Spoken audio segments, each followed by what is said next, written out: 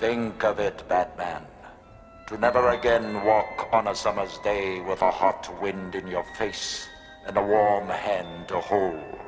Oh yes, I'd kill for that. Hey, hello, how do you do? Shady Doorags here. Yep, we're really doing it. We're going all the way back to the beginning of the Timverse DCAU to take a look at the show that started it all. Batman, the animated series. Now, the obvious place to start with the show is the award-winning episode Heart of Ice, often heralded as the peak of the series and credited as changing the image of a B-lister Batman villain. However, I've received quite a few comments from you intellectuals suggesting I look at something else because Heart of Ice has been talked about to death, and there's probably not much more anyone can really add to the conversation. Unfortunately, every single one of you who said that is a big fat loser.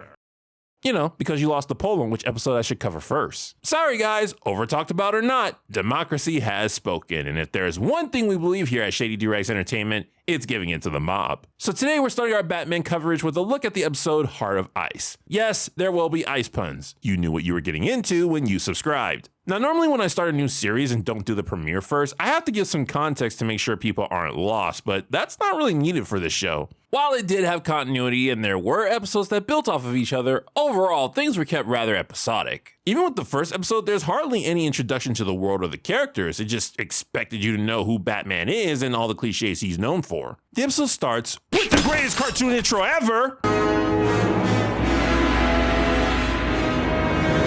I am not kidding. This is one of, if not the, best intros of all time. The slow fade from the Warner Brothers logo, letting you know you transitioned into something darker. The multiple police blimps showing that this is a city riddled with crime. And of course, Batman giving the law the help it needs to catch two, bank robbers? Terrorists? Okay, that part's a little ambiguous. They blow up a bank and then run away. The animation looks phenomenal, and the aesthetics are a perfect touch. They set the mood of darkness, that all this intense action is happening in the shadows. We almost never see any specific details, even when there's light shining on people. The only details we do see are the ones we care about, those of Batman, whether it's the Batmobile, the close-up on his face, or his ominous posing. And of course, we can't forget the thrilling music that highlights each action being done, as if we're watching a play unfold.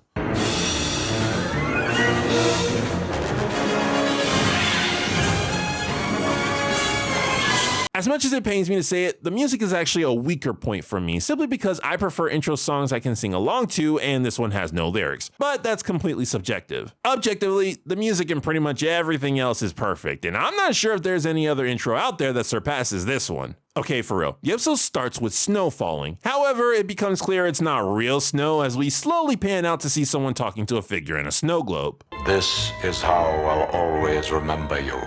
Surrounded by winter, forever young, forever beautiful.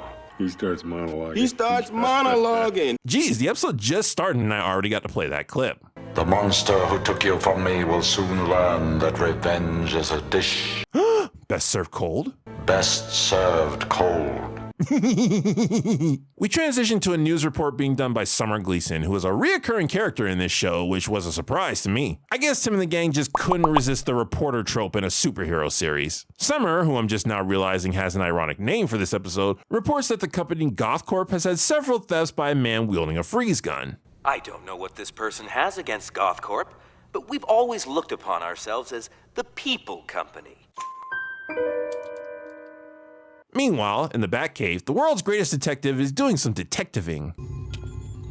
Taking up video games, are we, sir? Yo, I completely forgot how snarky Alfred is. Every time the man enters the Batcave, he has something smart to say, and I absolutely love it. Looking at the items that were stolen from GothCorp, Bats is able to literally put together what the thief is up to. The individual parts, when constructed in a certain way, could create a giant freezing device, but there's one last missing component. With that in mind, Batman now knows which GothCorp facility will be struck next, since it's the only one with that part. Always appreciate when characters use logic to get the upper hand. Bats turns out to be right on the money and catches the mysterious villains in the midst of their final robbery. I'm Batman! I'll handle this.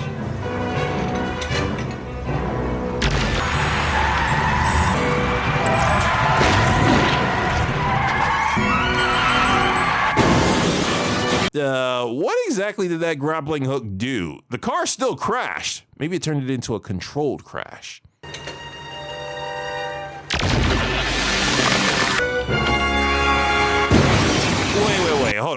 Would that work? The door doesn't become ice just because it's colder. It's still made of metal.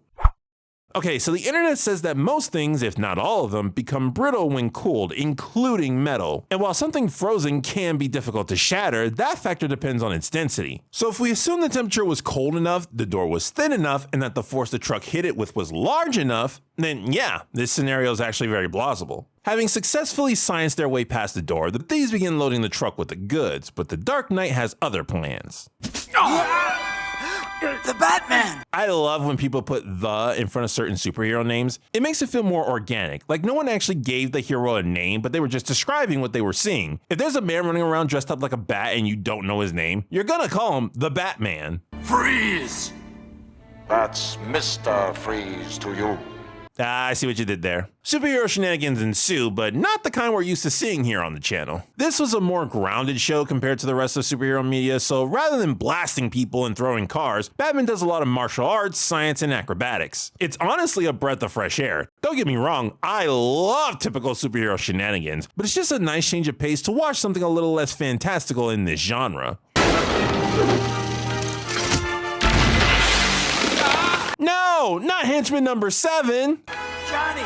Yeah, Johnny. He was my favorite. Catching Batman in a corner, Freeze finally manages to get a hit on him. Take it easy, man. I got you. Leave him. Now he's paid the price for his incompetence. The crap? You literally shot him. Boy, some people just can't admit when they've made a mistake. It's a good thing I've never made one. But he's one of us.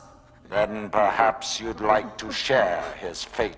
Johnny begs his gang to help him, but henchmen number 5, 6, and 8 obey Freeze, leaving their friend behind. I gotta give a shout out to whoever played Johnny. They really make him seem like a desperate person who's in agonizing pain. Please, come back! Unfortunately, Johnny isn't credited, so I have to assume he was played by either Bell, Hull, or Mariano. I'm gonna roll a D3.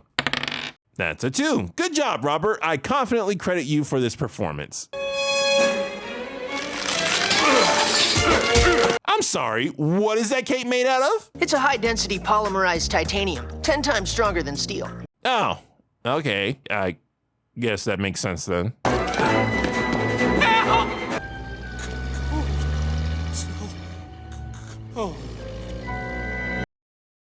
What? Say the thing. Again? Yes. But I said it like 920 times. I feel like you intellectuals get the point by now. Don't care. Say it again. We like when our opinions are reflected back at us. Fine. I miss the days when superheroes were good people. Yay.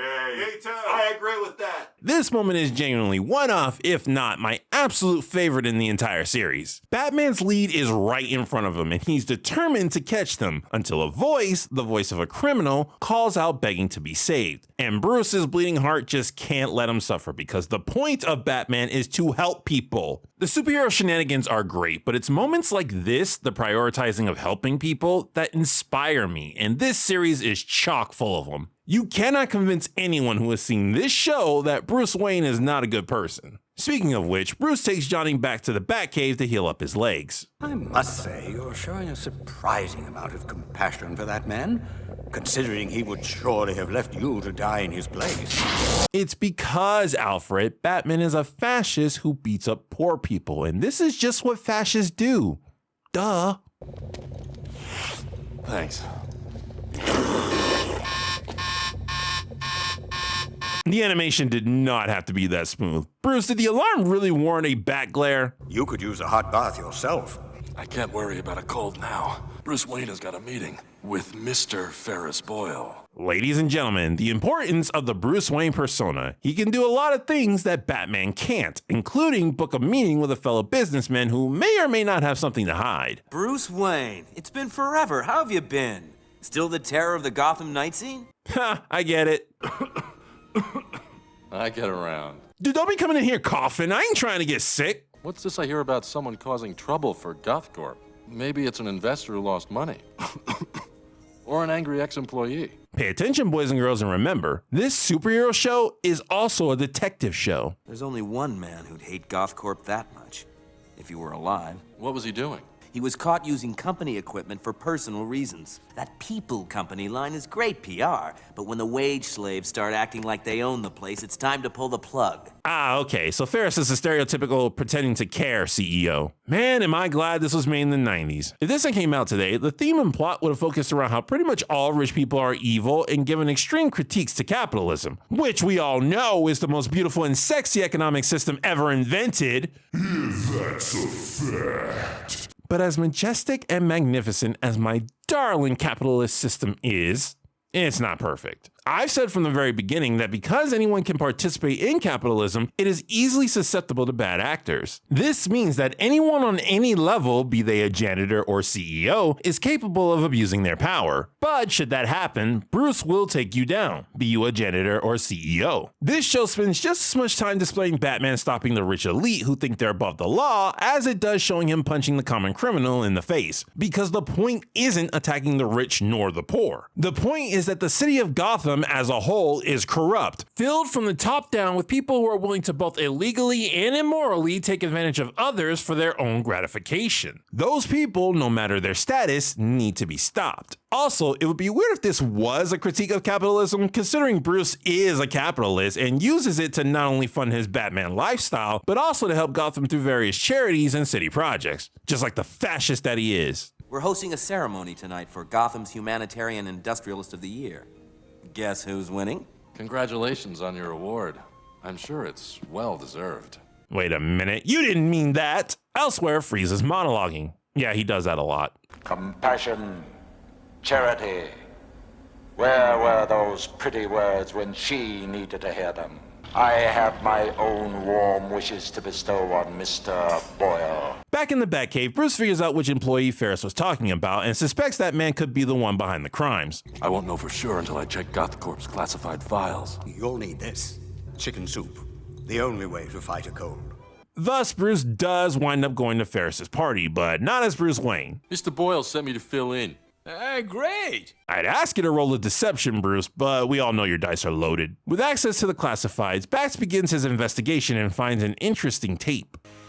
My name is Dr. Victor Freeze. Oh, so your name is actually Freeze. I genuinely did not know that. Wait a second, Doctor? My name is Dr. Victor Freeze. That's Mr. Freeze to you.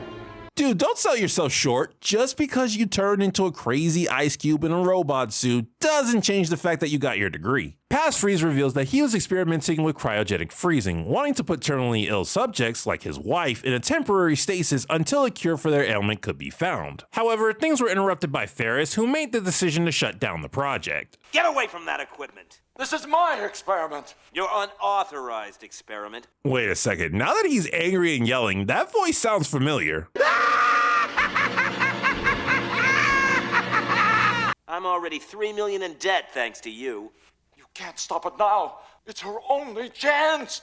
Open it. Ooh, bit of a tough one here. Okay, so let's get something straight. I don't want to come across like I'm defending Ferris as a person. He's made it clear that while he plays the humanitarian, he actually believes himself to be above others specifically because he's rich and powerful. That's a scummy mentality to have. However, I can't really defend Freeze here. Don't get me wrong, I empathize and I sympathize with the guy. His wife's on death row and he has an opportunity to save her. It's even possible I would make the same decision were I in his shoes. But the resources he's using aren't his. Ultimately, he's stealing. And like I said elsewhere, stealing is wrong because it's not yours to take. But even if Ferris is right to stop the theft, he could have been a little nicer about it. This is my equipment. Mine. I say this project ends now! Getting desperate, Freeze pulls a gun on Ferris. Ferris once again pretends to be the humanitarian, but when Freeze lets his guard down, Ferris knocks the scientist into some chemicals, ruining both the project and Freeze's body. It would move me to tears if I still had tears to shed. Later, we see Bruce waking up without his utility belt. Freeze can now monologue to Batman to his heart's content, and because he's restrained, there's nothing the superhero can do about it. The snow is beautiful, don't you think? Clean, uncompromising. And cold. That suit you wear. I can no longer survive out of a sub-zero environment. Okay, two things I absolutely love about Freeze. One is his dialogue. This man does not waste a single syllable. Everything he says is very poignant, but also as concise as it needs to be. The second thing is, everything about Freeze feels cold. The way he looks, the way he moves, the way he sounds, the way he acts. I feel little to no warmth in everything Freeze does. It gives him such a unique aura as a villain, as well as a character. Freeze makes the typical Batman mistake of leaving Bruce alone, allowing Bats to find a way to literally break free of his bindings.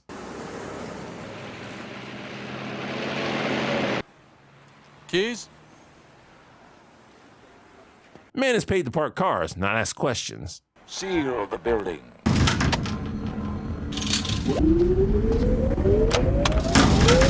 It just dawned on me, is Freeze paying these guys? If so, with what money? All his records say he's dead. How can he access any funds? Or maybe these men don't want money. After all, some men do just want to watch the world freeze. Batman escapes the building right before the freezing process starts, and more superhero shenanigans ensue. Seeing that Batman is going to make things difficult, Freeze says screw it, he's going to go take care of Ferris personally.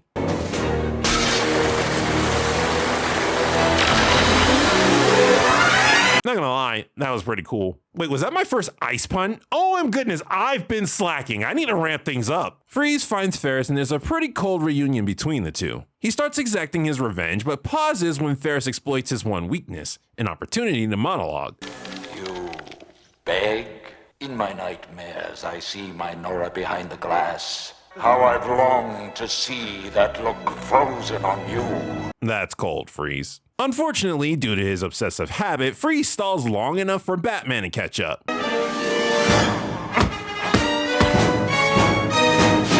The crap? Does that suit give him super strength or something? Advanced circuitry that powers my suit also triples my strength. Oh. Okay, my bad. Sorry for interrupting. Because Batman's usual tactics are ineffective on Freeze, he gets caught in a cold embrace. Thus, Bruce is forced to use his last resort. Nah, this one I actually do know. When rapidly heated, cooled glass becomes unstable. This is why you shouldn't use boiling water to clear frost off of windshields. Actually, some windshields have materials that can withstand boiling water at cold temperatures. If I choose to believe you, then you'll have no reason to keep talking. Finally, something that changed his frozen expression. What was that stuff?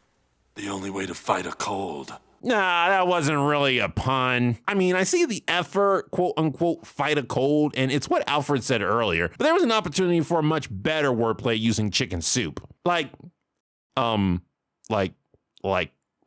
my audience is gonna type in the comments section. A year ago, Ferris Boyle interrupted an experiment, and in the process destroyed 2 lives. Vengeance. No justice.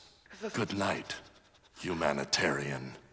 Man, what a fascist. The episode ends with Freeze in an Arkham cell. Would you like to guess what he's doing in there? He starts monologuing. I normally don't play that clip more than once per video, but if anyone deserves it, it's Freeze.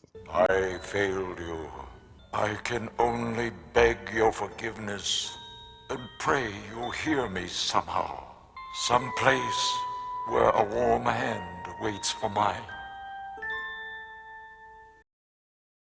Holy dodongos. Man, what a melancholic note to end on. And that was Heart of Ice. Yeah, I see why everyone has talked this episode into the ground. Such an incredible experience. Freeze is a great villain, having a very human motivation, but also clearly going past what could be considered reasonable to pursue his goals. Ferris is a smidgen over the top as an egomaniac rich dude, but he gets the job done fine. And Batman is doing the most, fighting thugs, detectiving, and showing huge amounts of empathy to those he views as his enemies. It's been said 920 million times, but I'll say it again. This is peak Batman and is both a very fun as well as a very chilling episode to enjoy. This has been Shady Doorags. So long. Farewell. Auf Wiedersehen. Goodbye.